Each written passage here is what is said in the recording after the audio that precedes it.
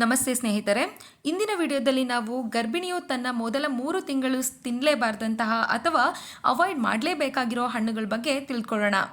ಮೊದಲ 3 ತಿಂಗಳಲ್ಲಿ ತುಂಬಾ ಸೂಕ್ಷ್ಮವಾಗಿರಬೇಕು.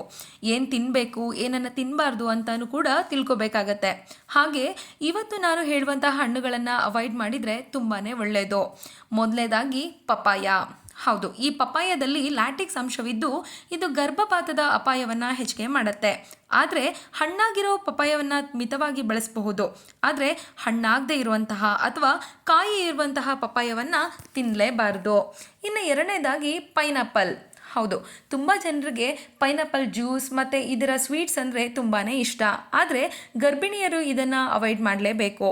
ಯಾಕಂದರೆ ಇದರಲ್ಲಿ ಬ್ರೊಮೆಲಿನ್ ಎಂಬ ಅಂಶ ಇದ್ದು ಇದು ಗರ್ಭಕಂಠವನ್ನು ಮೃದುಗೊಳಿಸುತ್ತೆ. ಇದರ ಜೊತೆಗೆ ಗರ್ಭಪಾತ ಕೂಡ ಆಗಬಹುದು. ಇನ್ನು ಮೂರನೇದಾಗಿ ದ್ರಾಕ್ಷಿ ಹಣ್ಣು. ಹೌದು, ತುಂಬ ಜನಕ್ಕೆ ಇದು ಗೊತ್ತಿರಲ್ಲ.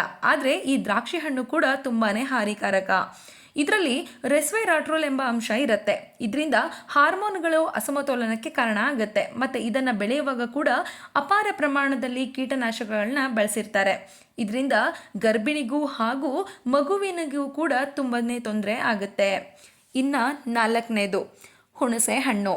ಹೌದು ಸ್ನೇಹಿತರೆ, ನಂಬಲಕ್ಕೆ ಇದು ತುಂಬ ಕಷ್ಟ ಆಗುತ್ತೆ, ಆದರೆ ಇದು ಸತ್ಯ. ಈ ಹುಣಸೆ ಹಣ್ಣಿನಲ್ಲಿ ಕೂಡ ಅತಿಯಾದ ವಿಟಮಿನ್ ಸಿ ಇದ್ದು ಅಧಿಕ ಪ್ರಮಾಣದಲ್ಲಿ ಪ್ರೊಜೆಸ್ಟ್ರಾನ್ ಉತ್ಪಾದನೆಯನ್ನು ಇದು ಕಡಿಮೆ ಮಾಡುತ್ತೆ. ಇದು ಗರ್ಭಪಾತದ ಅಪಾಯವನ್ನು ಕೂಡ ಹೆಚ್ಚಿಗೆ ಮಾಡುತ್ತೆ. ಆದರೆ ಇದನ್ನು ಮಿತವಾಗಿ ಕೂಡ ಬಳಸಬಹುದು.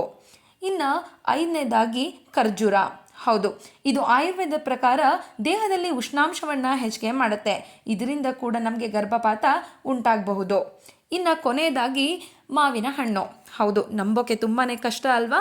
ಆದರೆ ಈ ಮಾವಿನ ಹಣ್ಣು ಕೂಡ ನಮ್ಮ ದೇಹದಲ್ಲಿ ಉಷ್ಣಾಂಶವನ್ನು ಹೆಚ್ಚಿಗೆ ಮಾಡೋದ್ರಿಂದ ಮಾವಿನ ಹಣ್ಣನ್ನು ಕೂಡ ಅವಾಯ್ಡ್ ಮಾಡೋದು ತುಂಬಾ ಒಳ್ಳೆಯದು.